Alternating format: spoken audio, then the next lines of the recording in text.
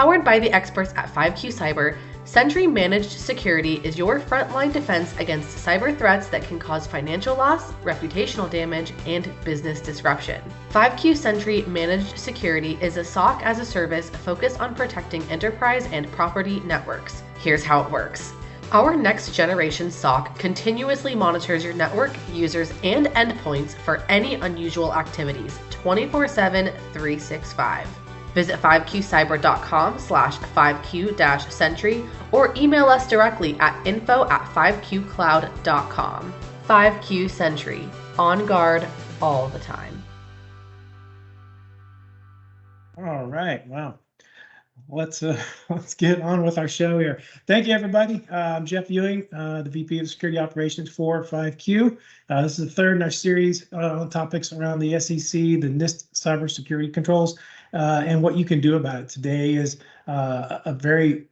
this is the most important one, in our opinion. This is in navigating these waters and what you can do as a real estate company to get your cybersecurity program into a state where it's manageable and sustainable. I've got some very esteemed colleagues with me today. Dan, I'll let you lead off the introductions on your team. Good to see you. Thanks, Jeff. Good morning. Dan Stark with Real Foundations. I'm the CEO of our managed services business, and so we run into these issues with clients on a daily basis, and excited to talk to you all about it. All right, and Russ. Hi, my name is Russ Farr, Director of Cyber here at 5Q. And Nate. Hi, Nate Fye with Real Foundations. I'm the Global Head of Modern Workplace Services. And Mr. Dean. Hey, Dean Hook, Senior Security Advisor and Analyst for 5Q.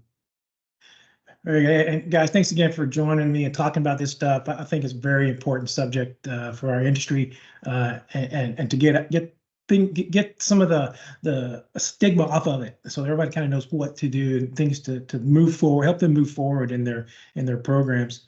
The first webinar we did was about the rulings the SEC put out around governance, reporting, and how quick that has to do. And it was very focused, in our opinion, is that it's, you got to get your board involved. It's no longer sufficient to have we didn't know what was happening. And so now you have to be able to educate your board in a manner that is conducive to them being able to uphold their duties from a cybersecurity standpoint, the board, leadership, and everyone. And then we talked about NIST last time. NIST made an upgrade they haven't made in quite a while. They've upgraded to 2.0 of their cybersecurity framework. They've included a whole new function now. There were 5, now it's 6. The 6th one is govern.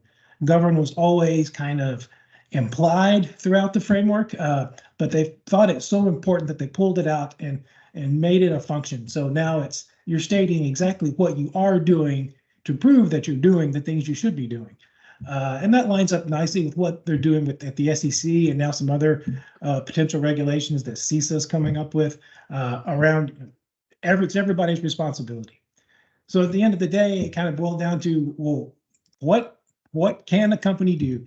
We know we're focusing on the real estate market here. You're not tech companies. You don't have huge IT and security departments, most likely.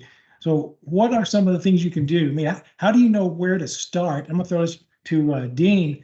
How do you assess where you are? Well, first and foremost, it's nowadays, as you were just saying, Jeff, it's reaction versus being proactive. And so what you're hearing and you're seeing from the regulators is the fact that, listen, we expect you to have these specific things in your portfolio to fight cybercrime and what you're doing as far as either partnering with somebody or doing it internally. And first and foremost on that is the fact that where are you? How do you assess that? And there are NIST assessments, there are CIS assessments that are out there that you can do and make sure to understand where your posture is. Very similar to, and not like an audit, but an audit, is the fact that you have to have certain things in place, and they're requiring that you have certain things in place. And there is an expectation of those you are partnering with, being investors, being a public company and your stockholders, that they're expecting you to have these things. So it's no longer a nicety. We think you've got to be in line. And so how does that happen? You do an assessment, you see where you are, and you take that assessment there, and then you can build your roadmap. and build your roadmap as to what you're going to do inside your company and what you're going to do as far as that goes. There's no difference in the roadmaps you create for your applications, the roadmaps you create for your network infrastructure. It's now just another part of the tool set, right? Yeah, and Dan, I'll throw it to you. I mean, what are you seeing when you go to talk to clients? Are you getting the impression that they're getting pressured from vendors, partners, investors down the road? Is it becoming more top of mind? I think for the cyber area, it started as the easiest no. Technology folks are the easiest yes they've ever gotten from a board in terms of if we need money, if we need to do something. It was probably the easiest yes they've ever gotten in their careers to capital to do things. But I feel like we're kind of moving through that phase. And yes, you're getting money to do projects and buy tools. But now I feel like it's progressing because what's happened along with that is the insurance requirements are increasing significantly. So if you just look at this from the business perspective, the requirements are increasing, and so are the premiums. So almost both at the same time, you're having to get more coverage than you've had in the past. And whether it's your vendors or if you work with institutional investors or whatever it might be in your business, it doesn't matter if you're public or private at this point. You can be a private company and still have large requirements in terms of the amount of insurance you're paying, and then also those premiums have accelerated as much as any premium I've ever seen in my life. So I think you have all these things coming together, which is, originally everyone got money to deal with it. Now the threats continue to evolve faster than you can imagine, as well as the consequences of having an event. And I saw you said 4.5 million. It's probably no coincidence that that's what most people's insurance was, 5 million. Now they're going to 10. And so that number is going to escalate. So I just feel like there's a lot of pressure to evolve to try to minimize these. And it's not going to be, fortunately, right, this is not going to be a destination. It's going to be a journey. It's going to be a continued battle. Yeah, you're right. And, we don't want, what I want to stop seeing, and I still see this a lot, is, oh, my insurance is 5 million. Well, we'll just pay the ransom. We don't want that mindset. Mindset has got to be changed to, we need to be in a position where we don't have to even think about it. We have the insurance and it's a nice to have. I mean, so Russ, sometimes people hear the words, a cybersecurity maturity assessment and NIST CSF, the cybersecurity framework. What really goes on in one of these maturity assessments? I mean, is it a big scary thing people should be worried about? Well, to Dean's point earlier, it's like an audit, but it's not an audit. It's a point in time assessment of your cybersecurity posture in your organization. And the first one's always the most important that you do, because to Dan's point, it's a journey, but you have to start somewhere. And if you don't have a maturity assessment, you don't know where to start. You can't build your roadmap. You can't understand what controls you're already paying for now, what services that you need to subscribe to, where you need to concentrate those dollars. It's really a point in time assessment of where you are in this journey. Yeah, and Nate, I'll throw this to you. You guys went through a maturity assessment fairly recently. I think it was the first one y'all went through. So can you tell us the things you learned? And you had a lot of things, oh my gosh, but you had things I need to take care of, we need to shore up. But you didn't try to bite it all off at once, right? You've got to plan the journey and prioritize things. Absolutely. The great thing about these cyber maturity assessments is it really does lay out that roadmap for you, right? So it's like we have all these things we understand we need to work on, like we've been talking about here. It's a journey, right? So we can start understanding, hey, we're really good in this area. We need to improve in this area, and really gives us that focus as we go to improve our security programs over the next 12, 24 months, whatever frequency you're setting for your cybersecurity assessments and where you're at. But, it really showed, like, hey, you might be very, very technically strong. You got good people working really hard at it, but, your policies, your processes, which I'll say is probably where a lot of the challenges are for organizations today.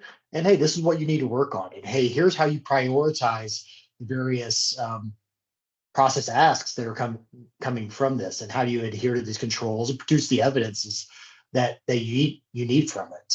So it was definitely, a voice of clarity of where we needed to focus on next. Yeah, I think you're exactly right. I mean, you hit on the point there. This can't be solved by throwing more technology at it. We don't have a tech problem. There are plenty of cool tools out there. They do plenty of cool things. At the end of the day, it's an operations problem. It's getting people to do the right things. Duo, the big multi-factor Cisco-owned company, just had a breach earlier this month, and they were breached through social engineering and phishing.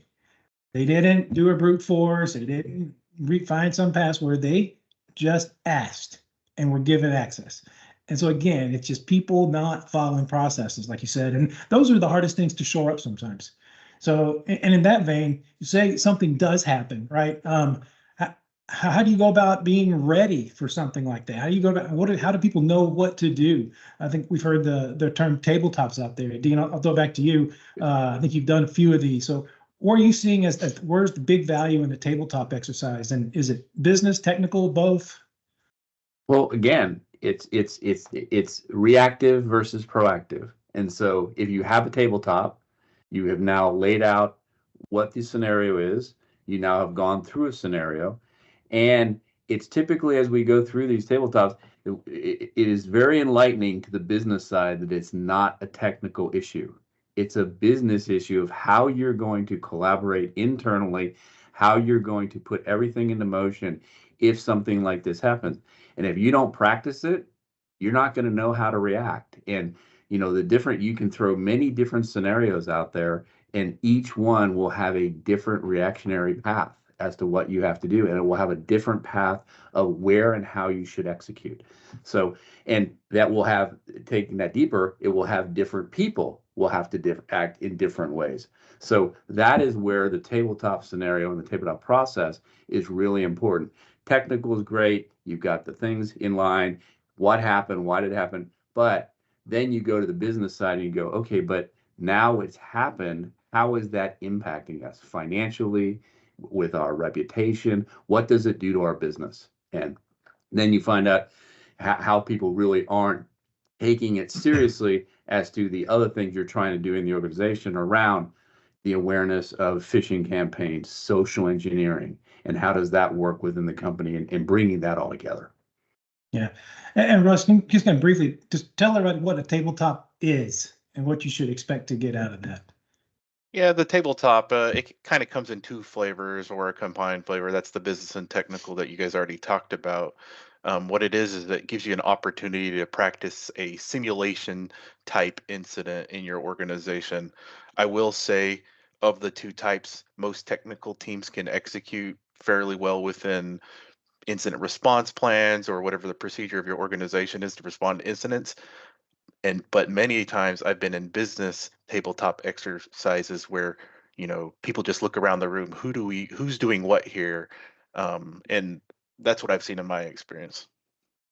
Yeah, and so I mean, Nate, you've probably seen some of these too. Communication, probably the biggest place where people fail. They don't know who to communicate or when to communicate or how to communicate or what's communicated. What are you talking with your clients about tabletops and practicing this and getting your hands around the importance of these? Well, I think it's the maturity of the processes within the organizations, right? And like we said, this has been a continued journey, and now we've got a lot more highlights on organizations as to what their security program is, what kind of boxes they're able to check. And the tabletops really kind of highlights that. And I think, for a couple decades now, we've done a great job on the technology side, right? We've got a lot of that, but security's always been a little bit of an IT problem for a long time. Now we kind of started developing security programs, but as Russell's mentioning, there's a huge business component to it, right? What does the communication look like to the business?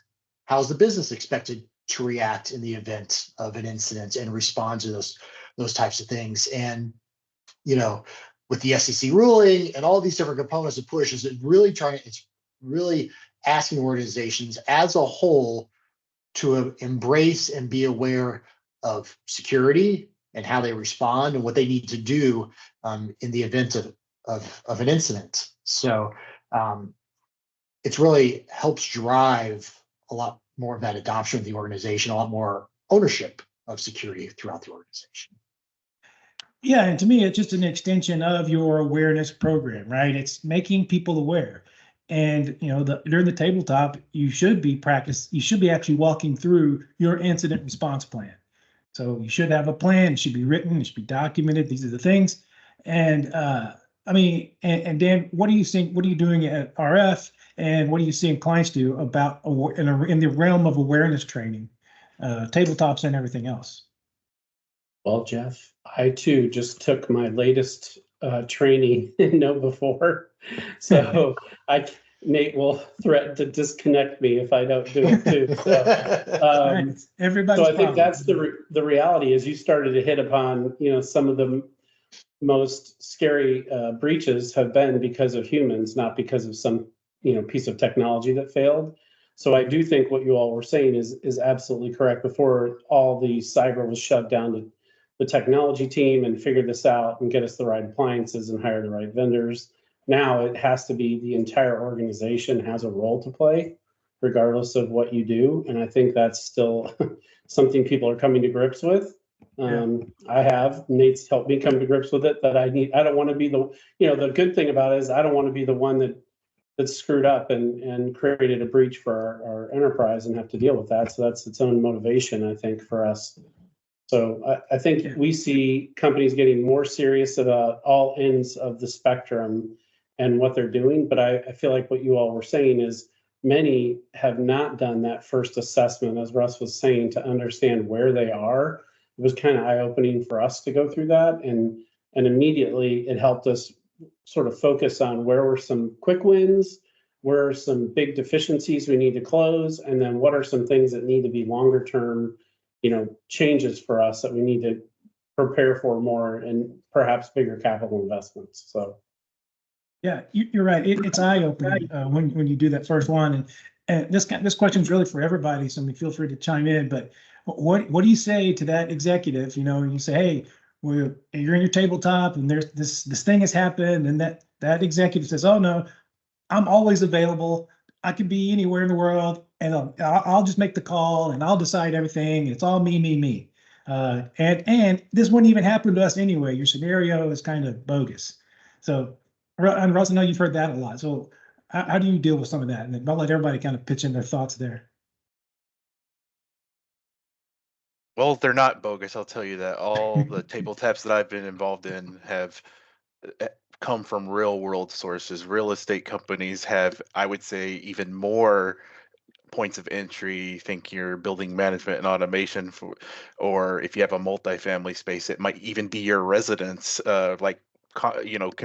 residents and business centers and those sort of things. So there's a lot more entry points or attack surface area for the threat actors to enter into your environment.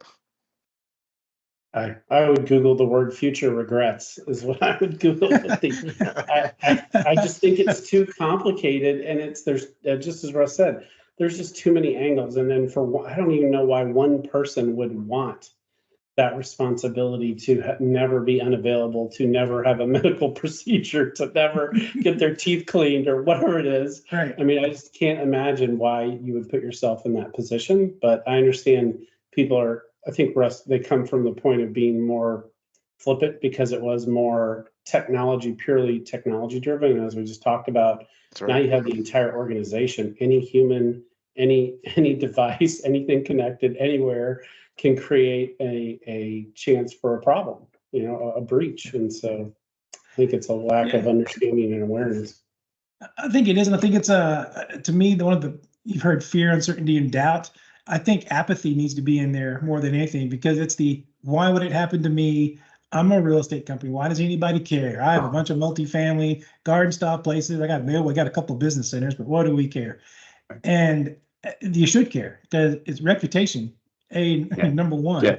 Jeff, you said it perfectly. I was in a tabletop just not too long ago, and you were there, and the CEO is poo-pooing. It's like, no, well, the comment was back, who is the press? Who are they going to go to first? besides your public relations, they're going to look at you as the leader of the organization. Oh, and guess what? If you're the one they trace it back to where this came from, as far as a breach, as far as, clicking on something you shouldn't have, and then you're basically looking across the table at the person that it started with, and you don't want to be that person. So that's why you, being as the CEO, being being accommodating, also being an advocate for this process is really, really important, because they're going to listen to the top leadership. They're going to try to go, the actors, they're going to try to go to lowest levels, yes, social engineering, everything, but they're also going to try to go to the top, because they can get that reputation risk heightened up. That's what they're looking to do. They're looking to cause chaos. That's it. Yeah. Yep. And the bad guys have all day, every day to work on ways to get to us. And they only have to be right one time. We've got to be right all the time. We're playing defense constantly. And we're not sure what the game is or where the field is or where their offense is at, but we're there to defend it. And that kind of goes to the next point that I wanted to bring up. I mean, we've talked about maturity assessments. You got to do that, know where you are. You should be doing tabletop exercises and practicing your incident response with your team, with real incidents that happen, and making sure everybody knows their roles. But those are all point in time things. So, again, we're talking about real estate companies that don't have a huge IT team, necessarily don't have a huge security team. How do you watch things all the time? I'll throw that to Russ. Yeah, so the only way to do this is through a continuous monitoring program. And what I mean by that is you need security and IT and cyber operations team that watch this. And to your point earlier, Jeff, the bad guys only have to be right once to get in. So you have to do this 24/7. And as real estate companies, do we really have the resources, the knowledge? We're real estate companies, we're not cybersecurity companies. But the fact of the matter is it's still there. So you need continuous monitoring. You can roll it in-house. You can make your own continuous monitoring, contain your own security operations centers.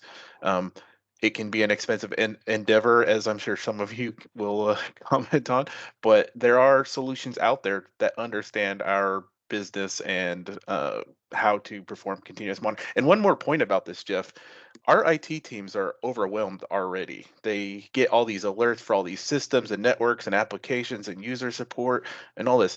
Now we're going to throw 24 hours a day, 7 days a week of security alerting on top of it.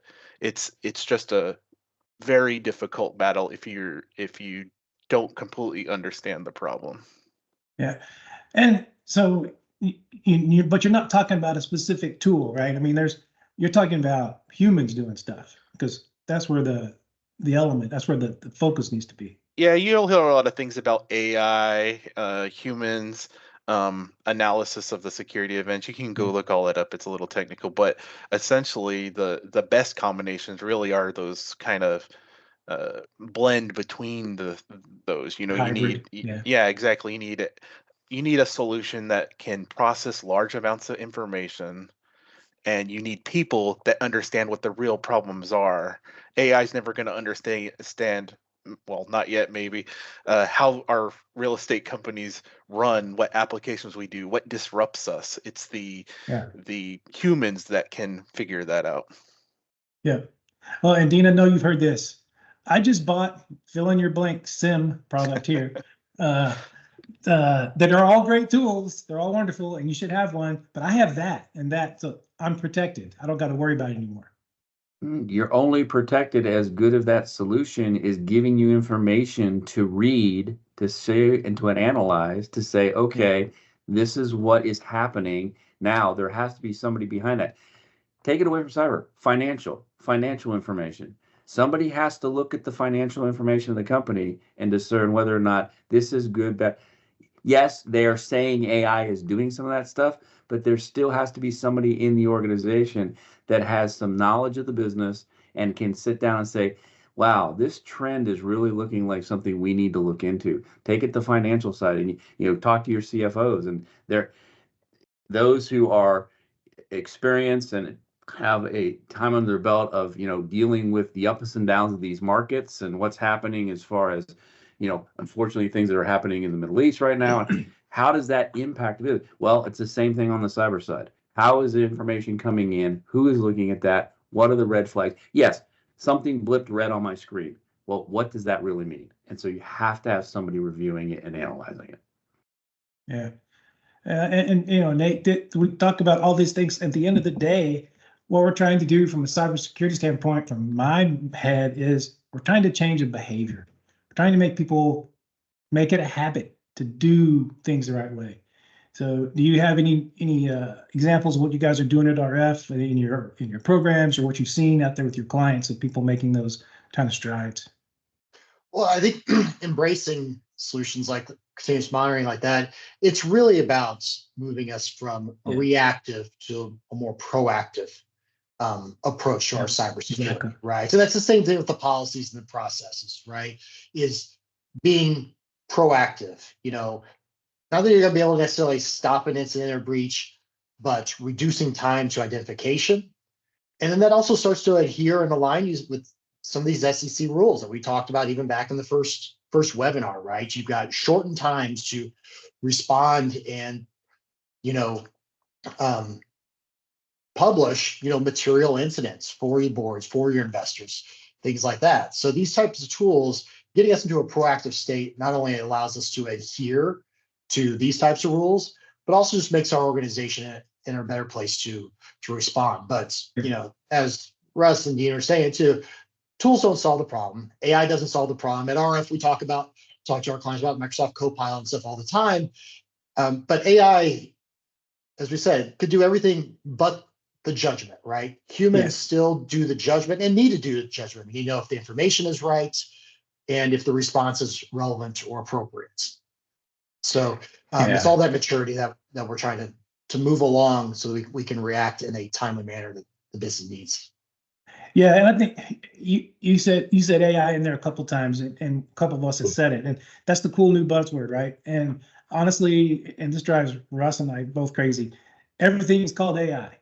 Is it machine learning? Is it AI? Is it behavior analysis? What is it exactly? Right. And then there's internal and external flavors of AI. Is it building off something that from a database that's from 2022?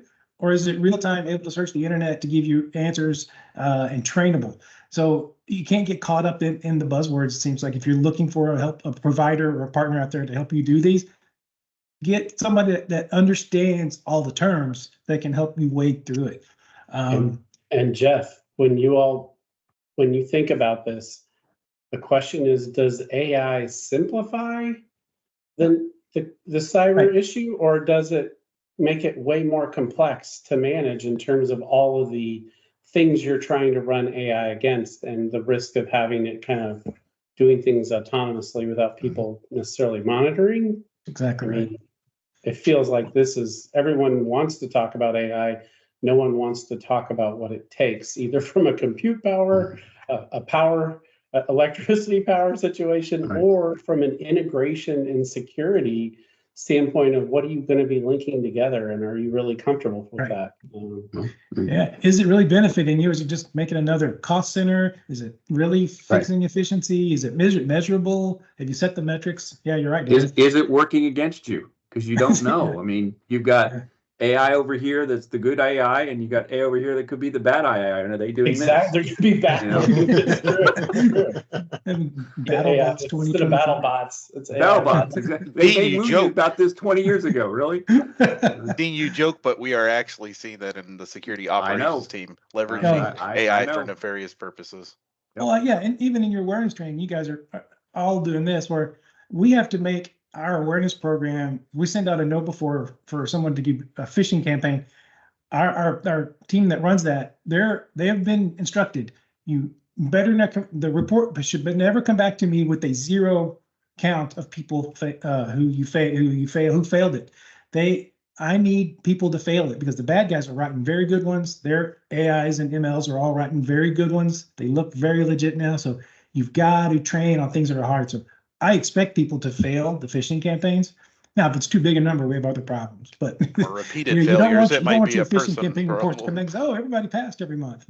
I pay more attention to that no before than anything else, because I do not want to do that well. I'm thinking everything in that message. I try hard on that. I actually concentrate. Well, Yeah, Jeff, just quickly though, too, when you all talked about the monitoring, I guess, in terms of our journey, what it helped us figure out is like where we're headed. And then I think you all were saying that even with some of your clients, there's somewhat, apathy around, the investment that it takes. I guess from our perspective, what we're learning as we go along is, I think there's a saying, apathy leads to tyranny. And I think the tyranny in this case is going to be insurance premiums. So apathy in terms of your investment around this is going to see your premiums continue to go up at a greater rate.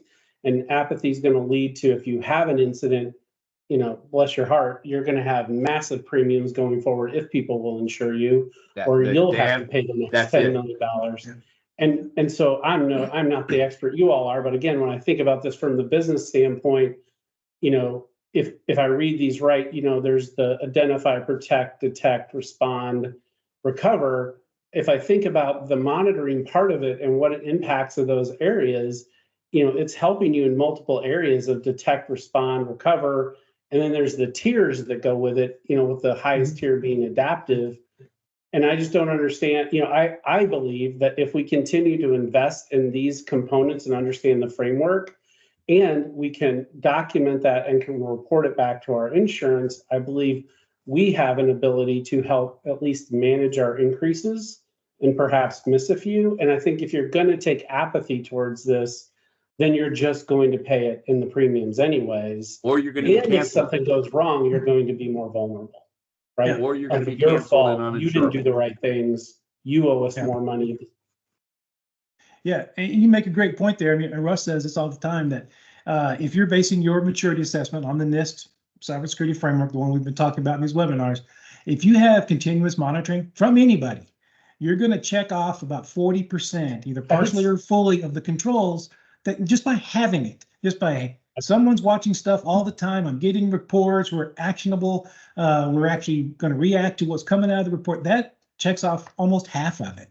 So fiduciary responsibility. Exactly. Exactly. Yeah. And I think that's important to get out there. That it's not just another thing.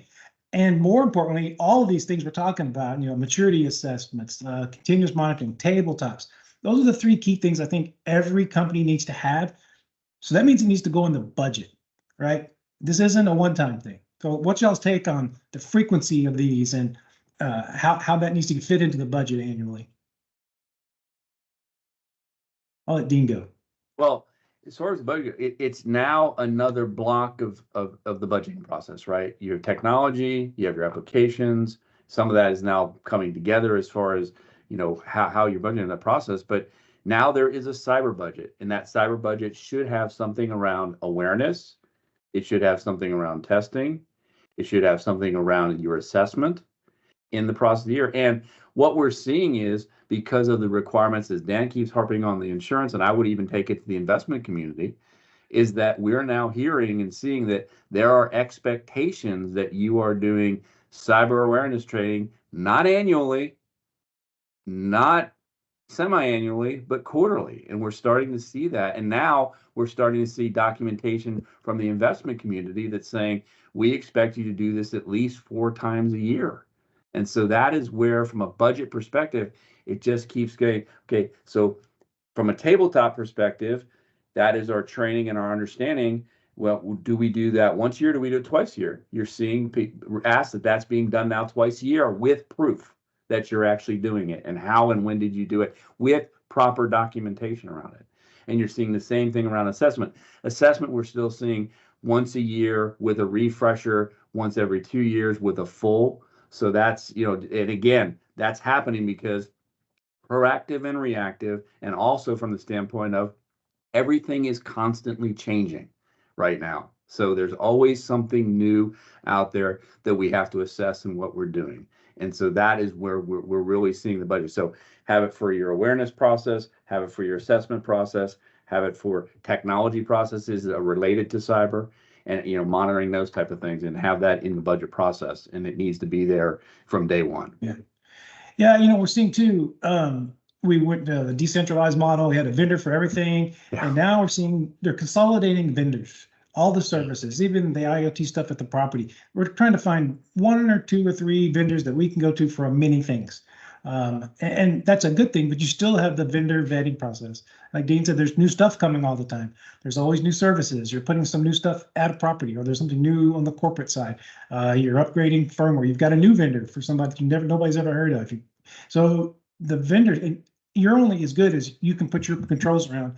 And part of your controls need to include evaluating your vendors and what are they doing to protect you and your interests.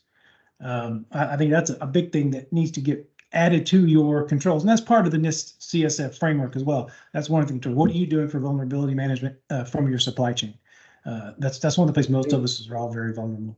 Jeff, I would just say the consolidation you speak of, I feel like we're seeing it in a lot of sectors of real estate. Just because, in my personal take, you all can chime in, but is just the complexity, the number of solutions, the complexity of solutions. Best of breed was a thing, and trying to get the best of everything, and then the cost of maintaining all that, and then do you get specialists for each? And I think that's what you're seeing is just, at least from a business perspective, that it's hard to manage.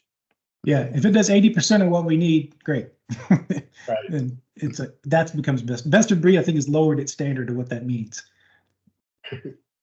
But well, and then going back to the conversation we had earlier around continuous monitoring, because you have all this segregation, because you have all these pieces and parts, unless you have a good monitoring process that can take a look at that information being traded between those solutions, being fed from those solutions, being put into those solutions, you don't have a fighting chance, and you know what, to know everything that's happening at the proper. And again, taking that back to IoT, we still are seeing that those, while they're maturing, the OT stuff is really where we're still seeing the challenges around the companies stepping up and actually putting security programs around what information is being fed back and forth. Yeah, I think this keeps driving towards what we talk about, just formalizing your security program, right? Formalizing that investment in it, so you can realize continued maturity on that, and not just the technologies and the services, but then the people you've got, and we've talked about this and was before, what those investments are. Deloitte had a recent survey that said, security budgets, which, as Dean mentioned, are now their own separate line items. It used to be all thrown on IT. It's not an IT problem. It's a business problem. It's got its own line item. But that's increased. We've seen increases of those budgets by 41%. And we're now at a point where about every $50 million in revenue that an organization has, there's about $250,000 security investment. So you can extrapolate that. It's definitely it's going to get better. It's got to get better, because we've got to, and again, it's not investing in the tech. It's investing in those controls around the tech.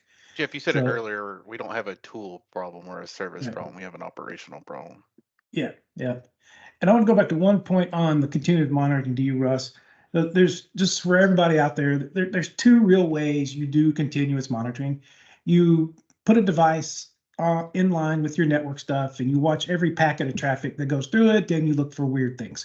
The other way is monitoring the endpoints and the identities on a network, and you're monitoring what those things are doing instead of just all the traffic.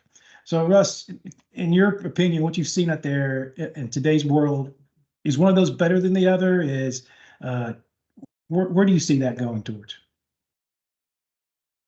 Let me answer this a little bit differently than the way you asked the question. Where do companies want to invest their money? They want to get the most out of their cyber budgets for their investment. Right now, things like network traffic analysis, back in the day, capturing every piece of information that went through your network was important, because that was the only way to identify threats. Now there are much more cost-effective ways, and why I'm not saying network traffic analysis is bad, it actually is good. It can get cost prohibitive, and the value that it returns is marginal, or a little better. The real value today is in understanding how your users and your applications and your workstations, they all work together, and building behavioral profiles. And when you identify anomalies based on those those telemetries inside the cyber monitoring space, you gain a lot more value. It's less costly to do those things than it is to do network traffic analysis. Now, the appliance-based approach still does have its place in the real estate world. Operational technology networks are typically filled with lots of, think your BMSs and your access controls and all that stuff. They're filled with things that aren't really managed, and they don't have agents, and you can't really identify people using the computers because it's just a bunch of building engineers or a vendor or whatever it happens to be. That is the case for the appliance-based installations. Gotcha. Otherwise, I don't think there's as much value unless you have a data center in having one. It's better to, I said, to identify how your users and computers are behaving maliciously. Well, in today's workforce, right, we're still very distributed. We've still got remote workers everywhere. So you don't always want to just monitor the backbone at the office. You want to monitor wherever that user's coming in from and what they're doing. Exactly. With the work from home, you need to monitor users and computers and the applications and how they interact with each other.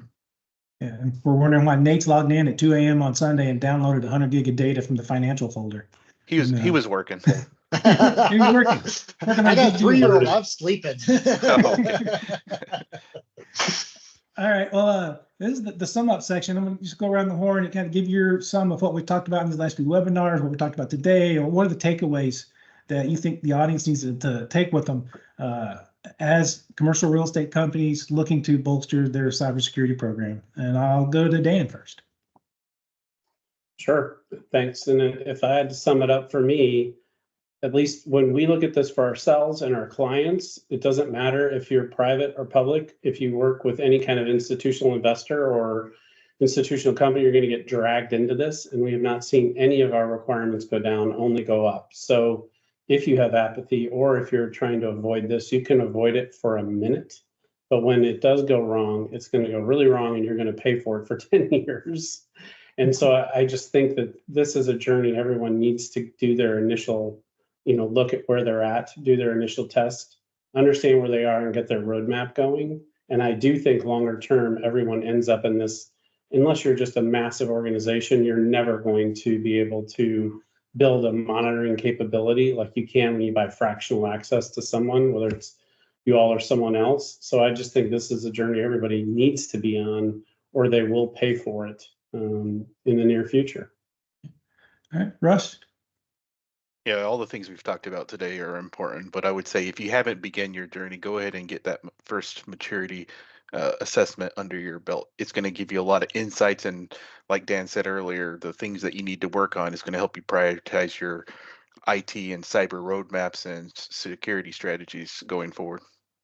Yeah, and Nate? I think it's talking about, like we've mentioned many times, it's continual investment, right? Continual investment into your security programs, building into those budgets. It's not just technology and services, but it's people and processes, and ensuring you're investing in that and you're putting the time and effort in this, because this is now a business problem and a business investment and not just an IT issue. Yeah, and Dean.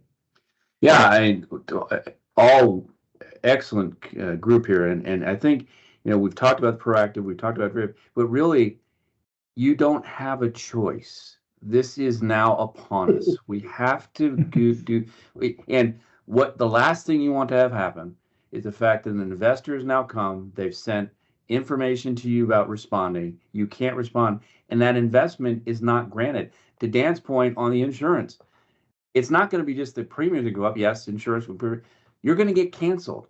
And if you get canceled because now, again, perception is 9/10 of the rule, the perception is it's a technology thing.